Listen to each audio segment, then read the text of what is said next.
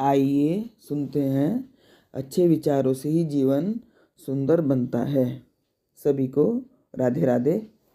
एक गरीब विधवा के पुत्र ने एक बार अपने राजा को देखा और राजा को देखकर उसने अपनी माँ से पूछा, माँ क्या कभी मैं भी राजा से बात कर पाऊँगा? माँ हंसी और चुप रह गई। वह लड़का तो निश्चय कर चुका था। उन्हीं दिनों गांव में एक संत आए हुए थे, तो युवक ने उनके चरणों में अपनी इच्छा रखी। तो संत ने कहा, अमुक स्थान पर राजा का महल बन रहा है, तुम वहाँ चले जाओ और मजदूरी करो, पर ध्यान रखना वेतन नहीं लेना, हर बदले में कुछ मांगना नहीं, निष्काम कर्म करना है। वह लड़का गया और मेहनत दुगनी करता पर वेतन नहीं लेता। एक दिन राजा निरीक्षण करने आया। उसने लड़के की लगन देखी तो प्रबंधक से पूछा, यह लड़का कौन है जो इतनी तन्मयता से काम में लगा हुआ है?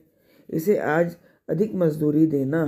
तो प्रबंधक ने विनय की, महाराज इसका अजीब हाल है, 2 महीने से इसी उत्साह में काम कर रहा है, पर हैरानी यह है कि मजदूरी नहीं लेता। कहता है मेरे घर का काम है, घर के काम की क्या मजदूरी लेनी।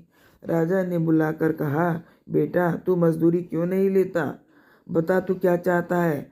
लड़का राजा के पैरों में गिर पड़ा और बोला, महाराज आपके दर्शन हो गए, आपकी कृपा दृष्टि मिल गई, मुझे मेरी मजदूरी मिल गई, अब मुझे कुछ और नहीं चाहिए। राजा उसे मंत्री बनाकर अपने साथ ले गए और कुछ समय बाद अपनी इकलौती पुत्री का विवाह उसके साथ कर दिया। राजा को कोई पुत्र नहीं था, तो कालांतर में उसे राज्य भी सौंप दिया।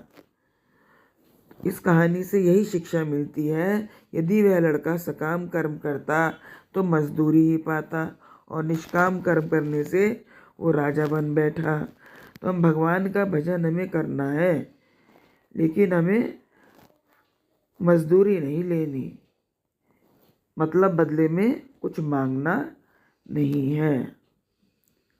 भी किसी ने कहा है, तुलसी विलंब न कीजिए, निश्चित भजिए राम, जगत मजूरी देत है, क्यों राखे भगवान।